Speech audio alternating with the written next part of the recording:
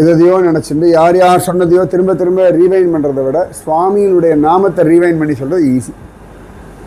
ஏன்னா அதுதான் நமக்கு எனர்ஜி கொடுக்கும். மற்றவர்களுடைய வார்த்தைகள்லாம் நம்மளை அப்படியே ட்ரெயின் பண்ணிவிடும். யாராவது அவமானப்படுத்திட்டா வச்சுக்கோங்களேன், இந்த விஷயத்தை நினைக்க நினைக்க நினைக்க நினைக்கணும் அப்படியே பலகீனமாகறோம் இல்லை. அதே நாமஜபம் சொன்னோன்னா பலம் கூடும். அதுக்காக தான் திரும்ப திரும்ப நாமஜபம் பண்ணுங்கன்னு பெரியவா சொல்கிறோம். ஏன்னா மைண்ட் டைவெர்ட் பண்ணிகிட்டே இருக்கணும். நாம் ஆப்ஷனே கிடையாது. மனசு தானாலாம் ஒன்றும் மாறாது. நாம தான் மனசை திருப்பி திருப்பி திருப்பி திருப்பி திருப்பி சுவாமி கிட்ட கொண்டு போய் விடணும். உலகத்துடைய விஷயங்கள், சம்சார சாகரம், கோரம், அனந்த கிளேஷ பாஜனம், எல்லை இல்லாத பலவிதமான சவால்களுக்கு இருப்பிடமானது இது சம்சாரம். அப்படி தான் இருக்கும். இது நடுவில் தான் வாழணும். இது எல்லாம் முடிஞ்சு எல்லாம் கிளியர் ஆகி கம்ப்ளீட்டாக செட்டில் அதெல்லாம் ஆகாது. அதெல்லாம் வாய்ப்பே கிடையாது.